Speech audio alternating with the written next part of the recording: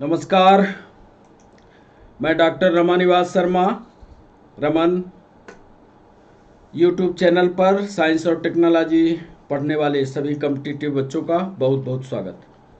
बच्चों, आज ये क्लासिफिकेशन का 8वां सेशन होगा और आज इस क्लासिफिकेशन के सेशन में हम बात करेंगे जिम्नोस्पर्म की और एंजियोस्पर्म की।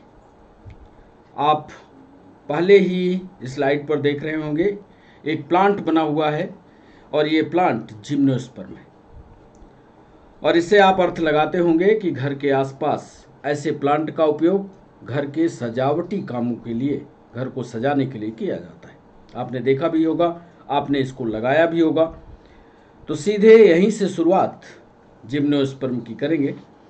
इसके पहले के क्लासिफिकेशन को कंटिन्यू करते रहिएगा। थोड़ा थोड़ा पढ़ाने का मतलब ये है कि आपको कठिन ना लगे और बिना कठिनाई के आपको याद होता चले, ये हमारा उद्देश्य है। इसलिए थोड़ा थोड़ा करके हम आपको क्लासिफिकेशन के कई चरणों में आपको समझाने की कोशिश कर रहे हैं।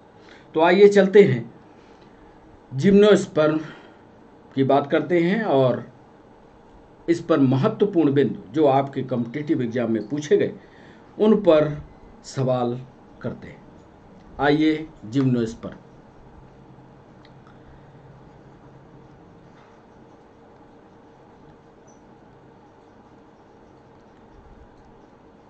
जिम्नोस्पर्म को हिंदी में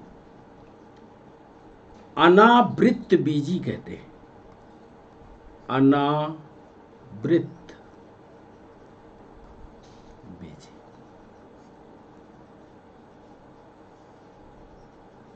दो शब्द आप पढ़ोगे, एक तो पढ़ोगे आवृत बीजी और एक शब्द पढ़ोगे अनावृत बीजी। दोनों को अर्थ समझा दें। एक को कहेंगे जिम्नोस्पर्म और एक को कहेंगे एंजियोस्पर्म। अनावृत बीजी का मतलब यह है कि वृत्त तो बने, गोलाकार संरचना तो बने, लेकिन उस वृत्त में कंप्लीट सेक्शन ना बने। जैसे ये गोला बन रहा है, ये कवरिंग बन रही है, तो ये वृत्त बन रहा है। हम शब्द का क्या इस्तेमाल कर रहे हैं? अनावृत। यानी ये जो सर्किल बन रहा है, यदि यह बीज के चारों तरफ ना बने, बीज के चारों तरफ, बीज के चारों तरफ गोलाकार सर्कल ना बने, तब उसको हम कहेंगे अनावृत बीजी। और आवृत बीजी किसको कहेंगे? आवृत बीजी उसको कहेंगे जिसमें बीज के चारों तरफ सर्किल बन रहा हो। अब सर्किल का अर्थ है यहां पर बीज के चारों तरफ, उसका मतलब है खोल का। आप देखते होंगे, आम आपने खाया होगा। आम को जो बाहर का हिस्सा होता है, पहले तो उसका छिलका होता है, फिर उसका मांसल पार्ट होता है, और फिर उसके अंदर जब आप पहुंचते हैं तब उसके अंदर सीड मिलता है। और उस सीड के को सुरक्षित करते हुए बाहर का जो खोल है, उसी खोल की हम बात कर रहे हैं। तो जिम्नोस्पर्म में जो भी पौधे आएंगे उसमें ऐसी कोई व्यवस्था नहीं होगी जैसे आम में है। अब आप अर्थ समझ गए होंगे, यानी बीज नग्न अवस्था में पाए जाएंगे। और यदि यही बात आवृत बीजी में करेंगे तो बीज जो हैं नग्न अवस्था में नहीं होंगे, चारों तरफ से कवर किए होंगे। अब आप अर्थ समझ गए होंगे। अब सीधे उन बिंदुओं की ओर चलते हैं जो कॉम्पिटिटिव एग्जाम में पूछे गए। पहला पॉइंट लिख लेते हैं इसको, बीज। बीज का मतलब यहां सीड से है। बीज के चारों ओर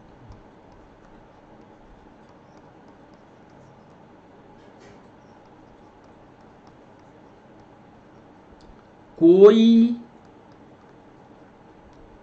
खोल या कवर नहीं होता। यह पहला लक्षण है, बता दिया आपको। इसी बात को आगे और स्पष्ट कर लें, अर्थात नग्न बीज होते हैं। या naked seed. In gymnosperm seeds are naked, बीज दिखते हैं।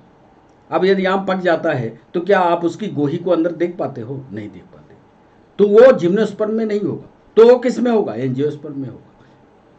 बहुत सरल है। क्लासिफिकेशन को यदि आप प्रैक्टिकली पढ़ने की कोशिश करोगे तो बहुत सरल आपको लगे। अर्थात नग्न बीजी होंगे। अर्थात एक चीज और जो कॉम्पिटिटिव एग्जाम में पूछा गया, अर्थात ओवरी या अंडाशय होगा कि नहीं? बताओ आप। अर्थात अंडाशय या ओवरी नहीं होगी। बहुत इंपॉर्टेंट लक्षण है और ये अक्सर ऑब्जेक्टिव में पूछे गए कि जिम्नोस्पर्म जो होगा जिसमें बीज तो होगा। अब बीज होगा तो बीज के चारों तरफ कोई कवर नहीं होगा, कोई खोल नहीं होगा, नग्न बीजी कहलाएंगे। अर्थात ओवरी या अंडाशय उपस्थित नहीं होंगे। पहला पॉइंट पूरा। अब आइए दूसरे पॉइंट पर। लगभग ये एक छोटा सा फाइलम है, छोटा सा ग्रुप है, प्लांट की स्टडी में आया। लगभग इसकी 900 स्पीसीज ज्ञात है।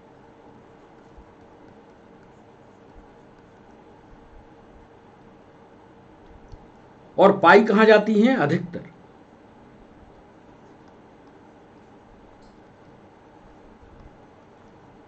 ठंडे स्थानों में।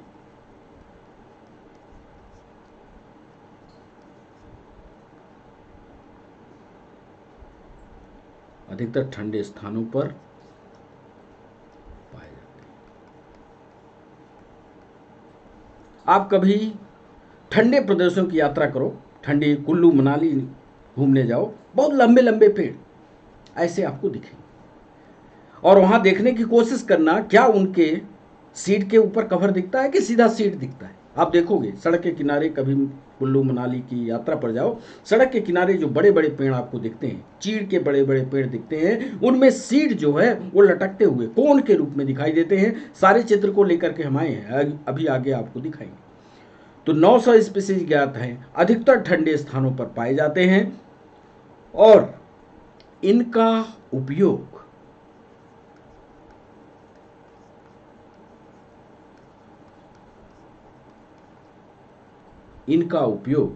सजावटी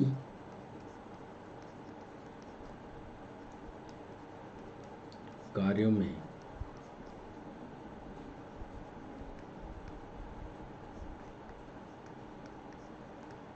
किया जाता है। अक्सर आपने देखा होगा, जो हमने पहला चित्र लगाया है, ये देखो घर बना हुआ है। घर की शोभा बनाने के लिए ये हरा भरा लगा दिया, आप ठंडे एरिया में लगा दिया।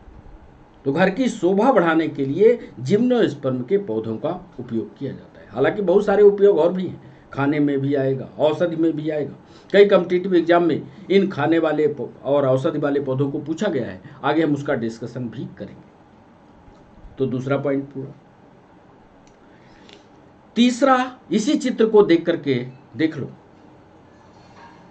इसमें जड़ होगी कि नहीं? पक्का कहोगे कि साहब होगी। तना होगा कि नहीं? है ही है। पत्ती होगी कि नहीं? है। तीनों बातें लिख लेते हैं। तीसरा पॉइंट, इसमें पूरा पौधा जड़, तना और पत्ती में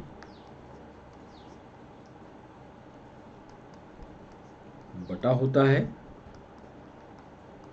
तो आप क्या लिख दें? जाइलम फ्लोएम होंगे कि नहीं? संवहन ऊतक होगा कि नहीं? ये तो प्रश्न आपको करना है। इसमें संवहन ऊतक पाए जाते हैं। ये महत्वपूर्ण। और एक महत्वपूर्ण चीज, चौथी चीज बताने वाले हैं आपको, बहुत महत्वपूर्ण चीज चौथी। ये कॉम्पिटिटिव एग्जाम में पूछा गया। देखिए जरा, क्या आप इसको जानते हैं? इनमें टैप रूट होती है। पौधा बड़ा है, ये देखिए पौधा बड़ा है, इसको सपोर्ट के लिए चाहिए, लंबे होते हैं पौधे, तो टैप रूट होगी। टैप रूट का मतलब होता है मूसला जड़, जो पौधे को सबसे ज़्यादा ताकत देती है। तो इसमें टैप रूट तो होती है, आप लिखेंगे इसमें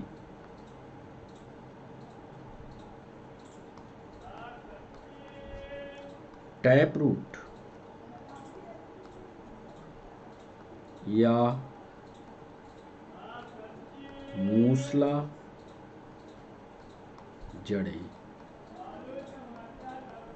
पाई जाती है।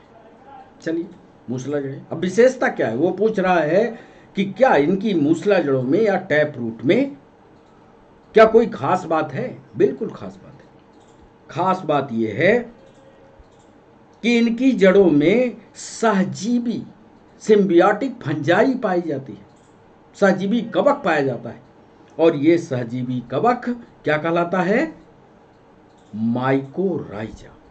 5वां इंपॉर्टेंट पॉइंट अब लिखने जा रहे हैं, कई बार यह सवाल पूछा गया है, लिख लीजिए। इनकी जड़ों में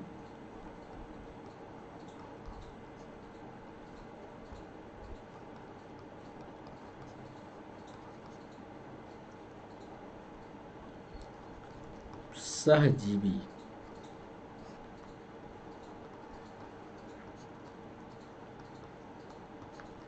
कवक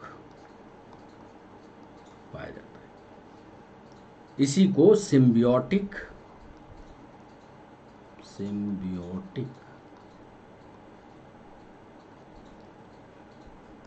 फंजाई कहते हैं। सहजीवी कवक पाया जाता है जिसे माइकोराइजा कहते हैं। अभी इसका चित्र भी दिखाएंगे आपको, चित्र देख करके आपको याद हो जाएगा, जिसको माइकोराइजा भी कहते हैं। 6वां इंपॉर्टेंट पॉइंट,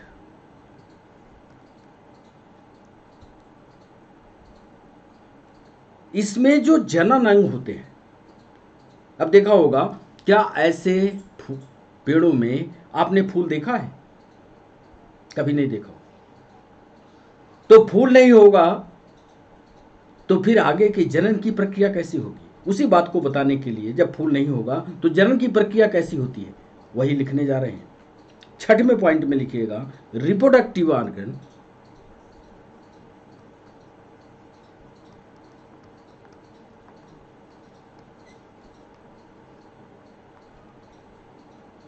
या हिंदी में लिखिएगा जनन अंग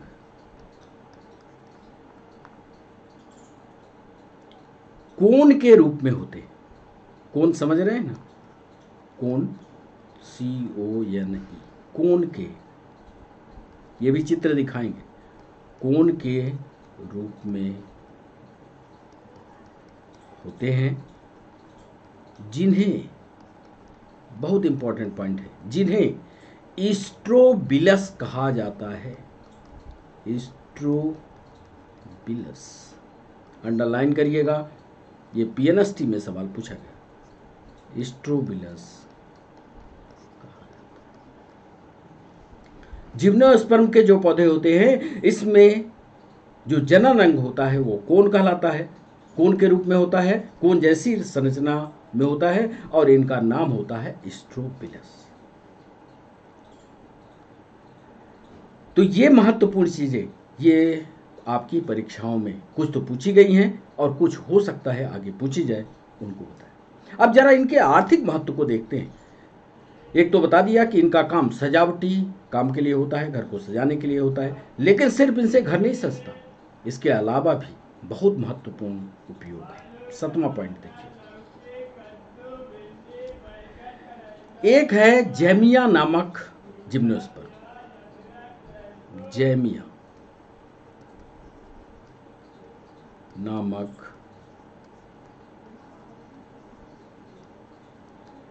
जिम्नोस्पर्म, मतलब जिम्नोस्पर्म में जेमिया नामक एक स्पीसीज है, एक प्लांट है, जिससे, इस पौधे को आपको दिखाएंगे, हो सकता है आपने देखा हो, जेमिया नामक जिम्नोस्पर्म से स्टार्च प्राप्त किया जाता है।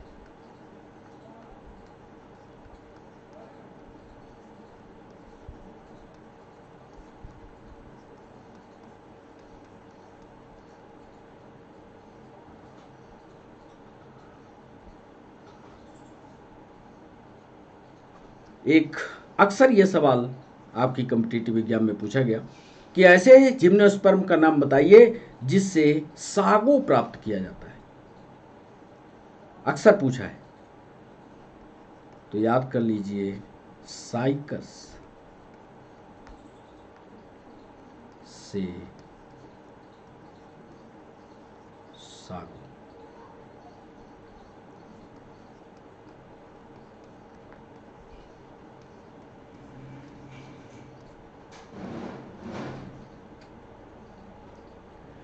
और एक महत्वपूर्ण चीज, कफर ब्रेड, इस पर भी सवाल पूछा गया है, पीएससी में पूछा है। कफर ब्लेड किस जिम्नोस्पर्म से प्राप्त होती है? याद है आपको?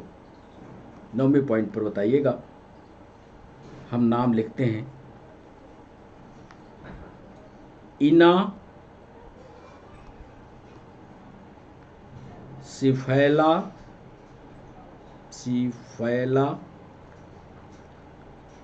रैटोस, इनासिफेला रैटोस नामक जिम्नोस्पर्म से कफर ब्रीड, स्पेलिंग देख लीजिएगा, KAFFER,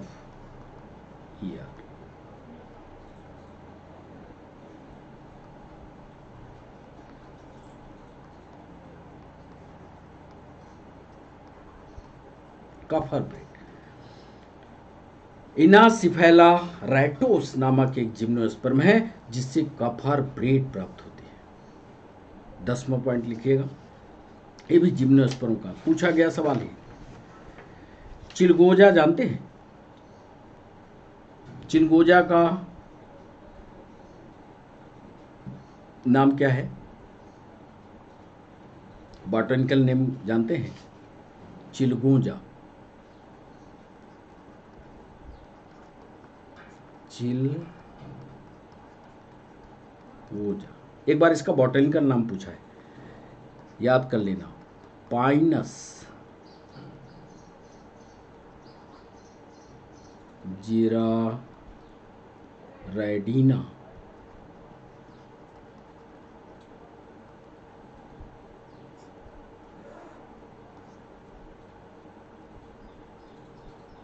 का भ्रूण,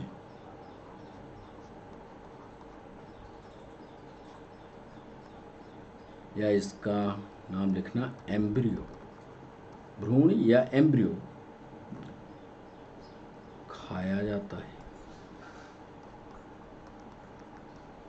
चिलगोजा का भ्रूण। और ये भी कभी कभी एक सवाल देख रहे थे तो उसमें बच्चे पढ़ के गए थे एम्ब्रियो खाया जाता है, और एम्ब्रियो के अलावा नहीं पढ़े थे। लेकिन आप याद रखना, यदि एंडोस्पर्म भी लिखा है, भ्रूणपोष भी, तो भी वो सही होगा। भ्रूणपोष या एंडोस्पर्म भी खाने में उपयोग होता है।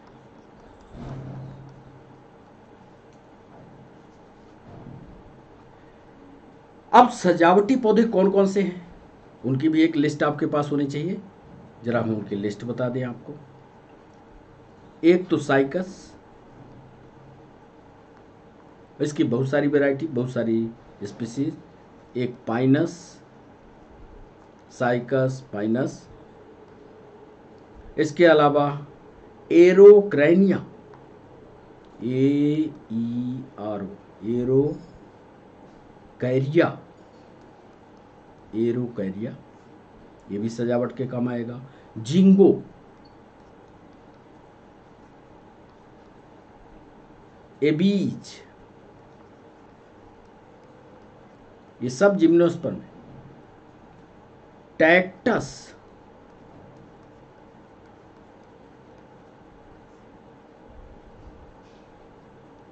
और अंतिम है क्रिप्टोमैरिया।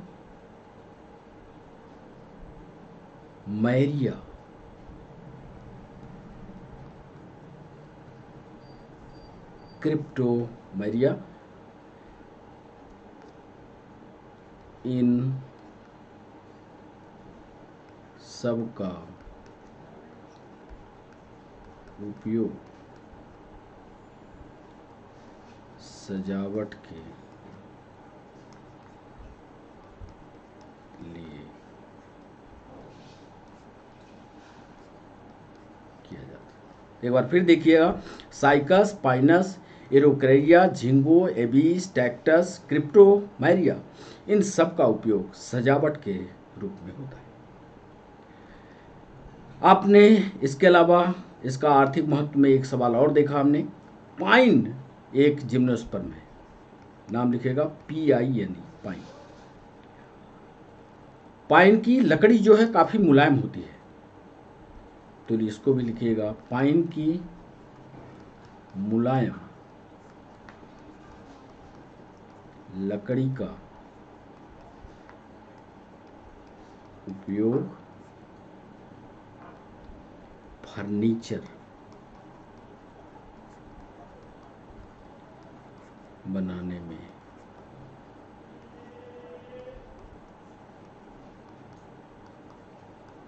किया जाता है। एक सवाल पूछा है MPSI में कि ये उस जिम्नोस्पर्म का नाम बताइए जिससे कागज का निर्माण होता है। पता है आपको? बताइए जरा, बताइए उस जिम्नोस्पर्म का नाम। हम बताते हैं,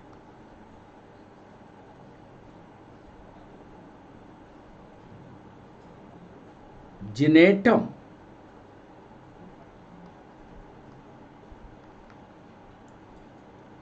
और पीसिया।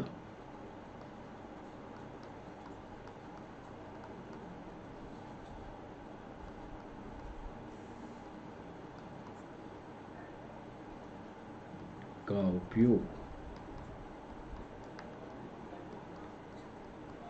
कागज निर्माण में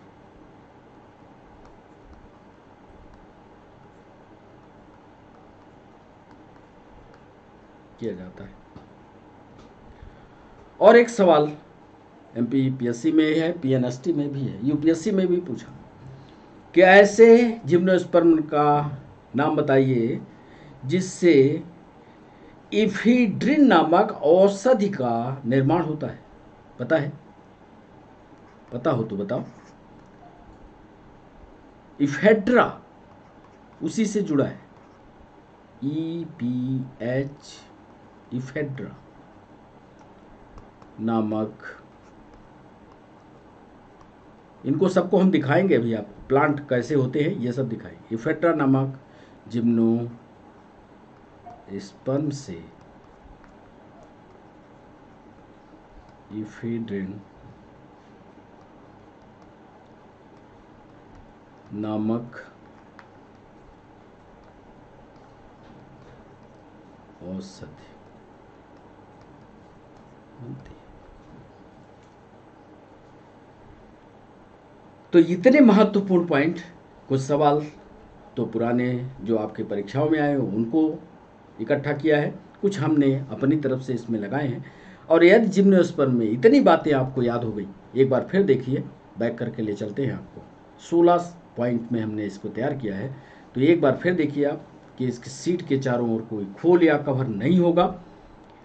900 स्पीसीज ज्ञात है। इसमें पूरा पौधा जड़, तना और पत्ती में बटा होगा, इसीलिए इसमें संवहन ऊतक होगा। इसमें टैप रूट या मूसला जड़ें पाई जाएंगी। विशेषता, इसकी जड़ों में सहजीवी कवक पाया जाएगा। सिम्बियोटिक फंजाई इसमें पाई जाती है, जिसको माइकोराइजा कहते हैं। रिप्रोडक्टिव ऑर्गन के कोन के रूप में होते हैं, और ये कोन स्ट्रोबिलस कहलाते हैं। जैमिया नामक जिम्नोस्पर्म जिसमें से स्टार्च मिलता है। साइकस से सैगो प्राप्त किया जाता है, साबूदाना। एंडोसिफेलेरेटोस नामक जिम्नोस्पर्म से कैफर ब्रेड प्राप्त होती है। चिलगोजा या पाइनस जिरेरेडिना नामक भ्रूण जिम्नोस्पर्म से एम्ब्रियो या भ्रूण उसका खाया जाता है। भ्रूण पोष भी इसका खाया जाता है। एंडोस्पर्म भी खाया जाता है, भ्रूण भी खाया जाता है, भ्रूण पोष भी खाया जाता है। जो पौधे सजावट में इस्तेमाल होते हैं उसमें प्रमुख रूप से साइकस है, पाइनस है, एरोकरेनिया है, जिंगो है, एबीज है, टैक्टस है, क्रिप्टोमेरिया है। इन सब का उपयोग सजावट के लिए किया जाता है और पाइन की मुलायम लकड़ी का उपयोग फर्नीचर बनाने में किया जाता है। गैक्टम और पीसिया का उपयोग कागज के निर्माण में किया जाता है। एक दवाई बनती है एफिड्रिन। एफिड्रिन का इस्तेमाल कई बीमारियों में होता है और इसको प्राप्त करते हैं इफेड्रा नामक जिम्नोस्पर्मिक प्लांट से। तो ये महत्वपूर्ण बिंदु रहे जिम्नोस्पर्म से। आइए जिन जिन पौधों को आपको याद करना, क्योंकि ये अक्सर ठंडे स्थानों में मिलते हैं, हम लोग सजावटी रूप में इस्तेमाल करते हैं। आइए कुछ चित्रों को आपको दिखा करके समझाते भी। ये देखिए, ये इसका रिप्रोडक्टिव पार्ट देखा आपने। ये रिप्रोडक्टिव पार्ट जो होता है यही कहलाता है कोन। जो चित्र आप देख रहे हैं ये साइकस है, ये है इसका रिप्रोडक्टिव पार्ट, ये कहलाता है कोन। और इसी तरह के जब आप कहीं उधर घूमने जाइए, जैसे मनाली में जाइए, तो सड़क के किनारे बड़े बड़े इसी तरह के चीड़ जैसे पेड़ आपको लगे हुए मिलेंगे और वहाँ पर हर जगह सीड ऐसे ही लटकते मिलेंगे, सीड ऐसे लटके हुए मिलेंगे। देखिएगा ऐसे ऐसे सीड जो है लटकी हुई अवस्था में मिलते हैं। तो एक ये उदाहरण। दूसरा देखिए जेमिया का। जेमिया की क्या विशेषता थी? उधर हमने बताया है कि जेमिया की क्या विशेषता थी। जेमिया के बारे में इधर देखते हैं कि जेमिया को नामक जिम्नोस्पर्म से स्टार्च बनता है, इसमें बहुत ज़्यादा मात्रा में होता है।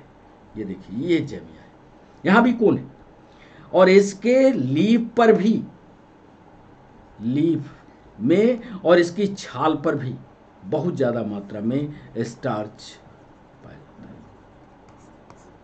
ये है जेमिया का। तो जेमिया से स्टार्च का प्राप्त करना। ये है इंसेफेलेटस फिरोक्स। ये भी कोई ऐसी एरिया में, ये देखिए इधर पानी का एरिया बहा हुआ है ना, ये पानी के एरिया, ये किनारे किनारे ये पौधे और इस पर ये लगा हुआ कोन, देखा ऐसे कोन ये जो दिखते हैं, इसमें जो ये एरिया दिख रहे हैं ना, ये सीड वाली एरिया है। क्या सीड के ऊपर कवर ऐसे लगा हुआ है? ऐसे जितने भी प्लांट आपको दिखते हैं या जितने भी प्लांट ऐसे आप देखते हो जिसमें कवर ना लगा, सबको कह देना ये सब के सब पौधे जिम्नोस्पर्म के हिस्से होते हैं।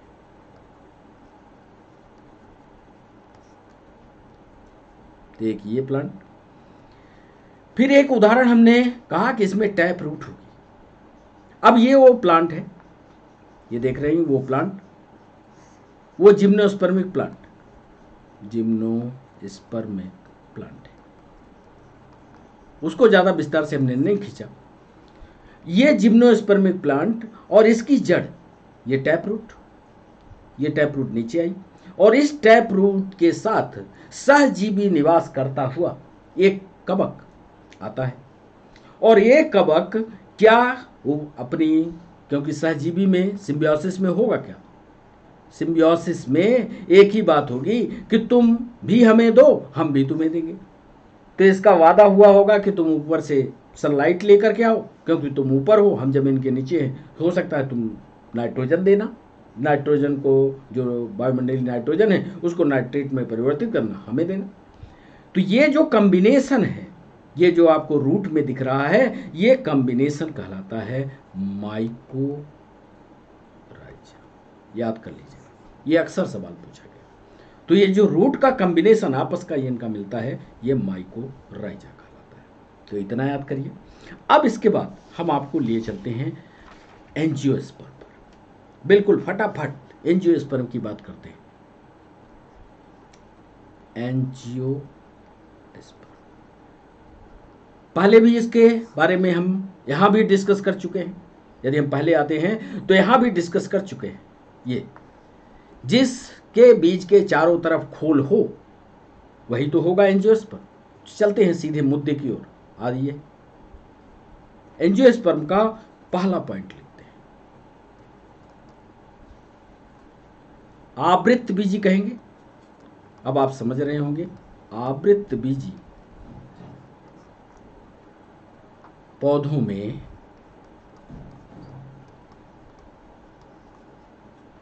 बीजों के ऊपर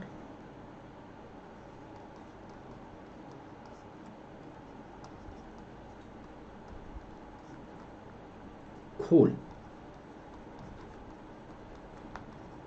या कवर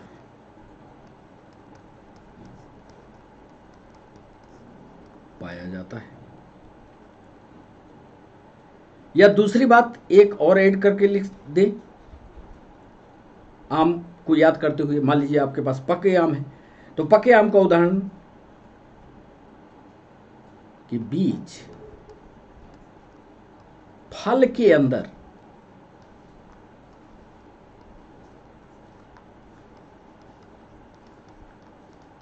बंद रहते हैं।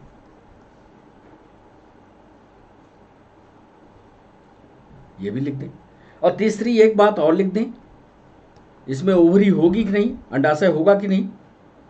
इंपॉर्टेंट पॉइंट है, क्योंकि उधर तो आपने लिखा है कि अंडाशय नहीं है साहब, तो इसमें ओवरी होगी। चलिए अब यहां पर जब हम एंजियोस्पर्म की बात कर रहे हैं तो आपके घर के आसपास जो भी चीज हो, बड़ा पेड़ हो, उसी का उदाहरण ले लो। एंजियोस्पर्मिक प्लांट, आम ले लो। आम की बात चले तो आम ही ले लो। आम में फूल होता है कि नहीं? होता है। लिख लेते हैं, इसमें पॉलन ग्रेन और ओव्यूल, पॉलन ग्रेन ये मेल रिप्रोडक्टिव ऑर्गन है।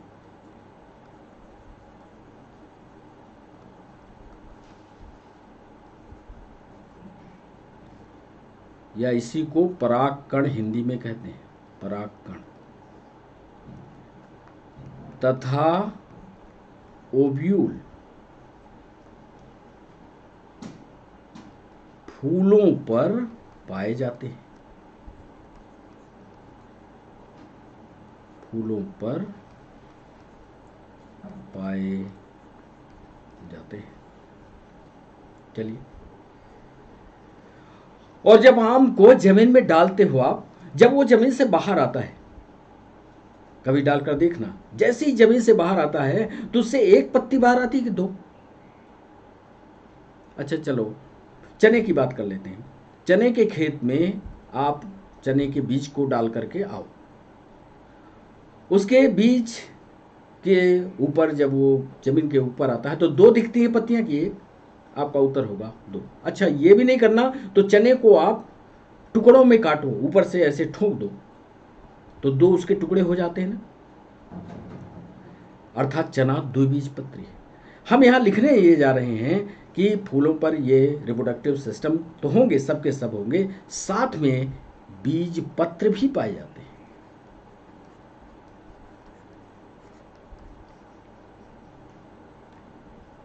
बीज पत्र भी।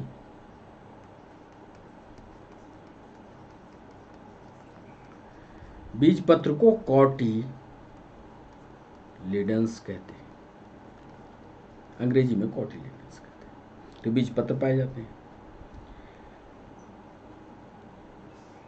और पचमा जो महत्वपूर्ण पॉइंट लिखने जा रहे हैं कि प्रकृति में या नेचर में या दुनिया में इनकी संख्या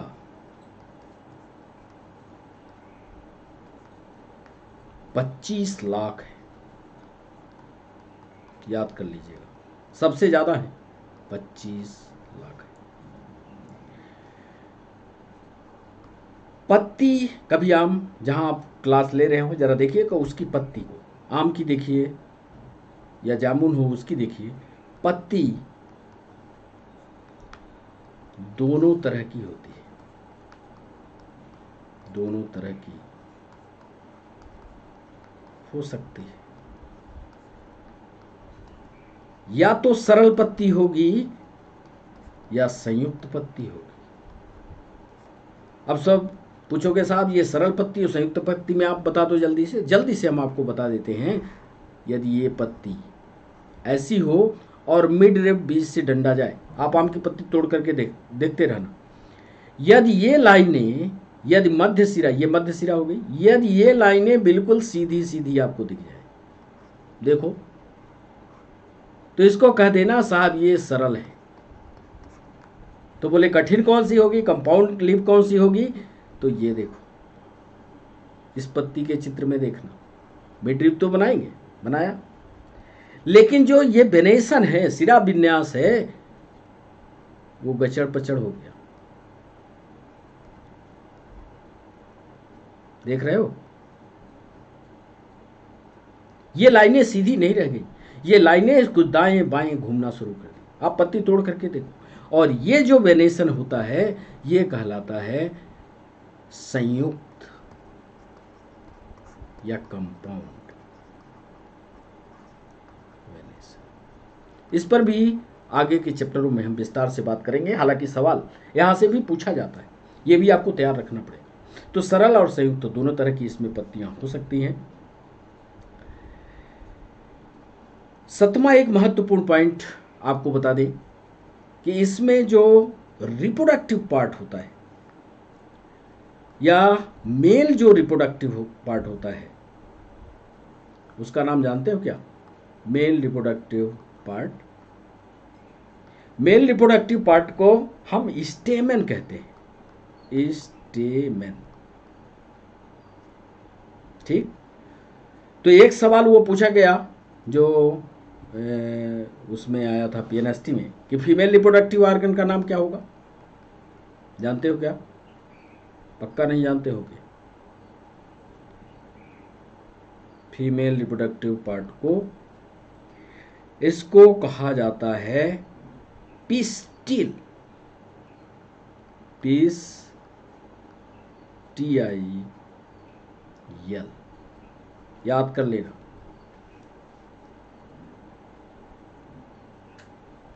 और या इसी पिस्टिल को दूसरा नाम कार्पेल भी बोलते हैं, कार्पेल।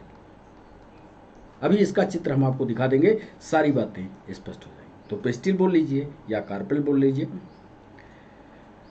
तो आवृत बीजी पौधों में बीजों के ऊपर खोल या कवर का पाया जाना, बीज फल के अंदर बंद रहेगा, ओवरी होगी। Pollen grain male reproductive organ, ovule फूलों पर ही पाए जाएंगे। बीज पत्र की उपस्थिति पक्का होगी। इनकी संख्या 25 लाख के आसपास है। पत्ती दोनों तरह की हो सकती है, सरल और संयुक्त दोनों हो सकती है। मेल रिप्रोडक्टिव पार्ट में को स्टेमन कहा जाएगा, फीमेल रिप्रोडक्टिव पार्ट को पिस्टिल कहा जाएगा। आइए इस चित्र को देख लें।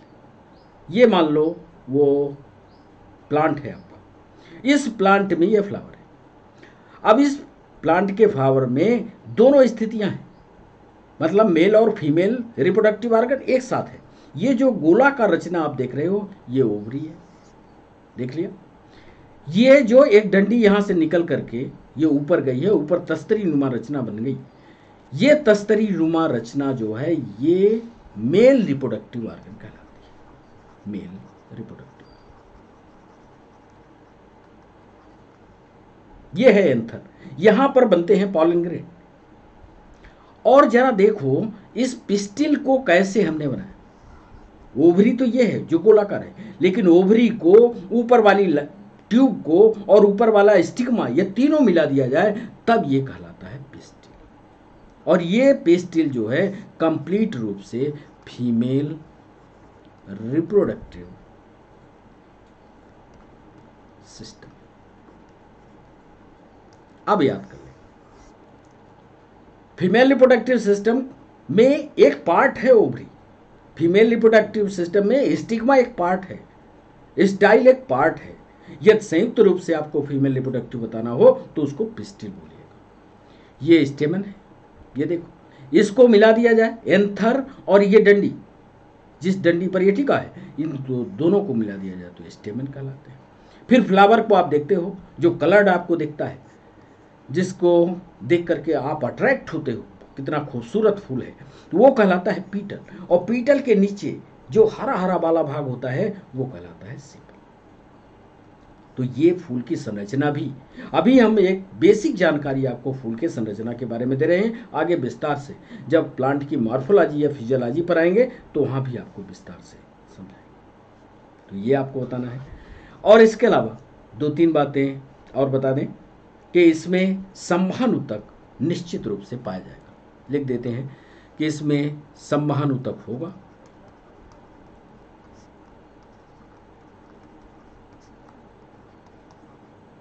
पाया जाएगा, ये निश्चित है। ये जो पौधे हैं एंजियोस्पर्म के, ये तीनों कंडीशन में उपलब्ध है। ये मृतोपजीवी भी है, मृतोपजीवी भी है यानी सैप्रोफाइट भी है, ये सहजीवी भी है यानी सिम्बियोटिक भी है, साथ में स्वपोषी भी है यानी ऑटोट्रॉफ भी है, और इसके अलावा परजीवी भी है यानी पैरासाइट भी। तो इसमें जो एंजियोस्पर्म में जितने भी पौधे आएंगे वो सारे के सारे इतने गुण दिखाएंगे। पढ़े रहिएगा, ये भी सवाल बन सकता है, कॉम्पिटिटिव एग्जाम में बन सकता है कि एंजियोस्पर्म के पौधे क्या सब कुछ दिखाते हैं? सैप्रोफिटिक नेचर है क्या, सिम्बियोटिक रीजन है क्या, ऑटोट्रॉपिक नेचर है क्या, पैरासिटिक नेचर है? आपको एक लाइन में लिखना है, सब कुछ दिखाएंगे।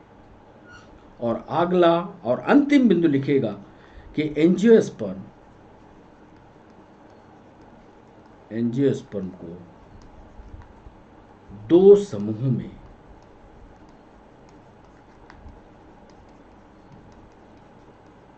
बांटा गया, जिसमें से पहला समूह था एक बीजपत्री और दूसरा समूह था 2 बीजपत्री। इसको कहते हैं मोनोकॉट लीडेंस और इसको कहते हैं डाइकॉट। अब इसके एंजियोस्पर्म 2 भागों में बटाएगा, जिसमें से एक बीजपत्र बाहर आएगा, जिसमें से 2 बीजपत्र आएंगे। अब इसका अध्ययन जो है इसके अगले वीडियो में, जब हम अगली क्लास लेकर के आएंगे तब आपको समझाएंगे एंजियोस्पर्म के पार्ट को। अगला सेशन होगा हमारा। तो बच्चों आज के लिए बस इतना ही। कैसा लगा सेशन ये ज़रूर आप हमें कमेंट बॉक्स में बताइएगा। सब्सक्राइब करना और लाइक करना मत भूलिएगा। आज के लिए बस इतना ही, फिर चलते हैं। बाय बाय, नमस्कार।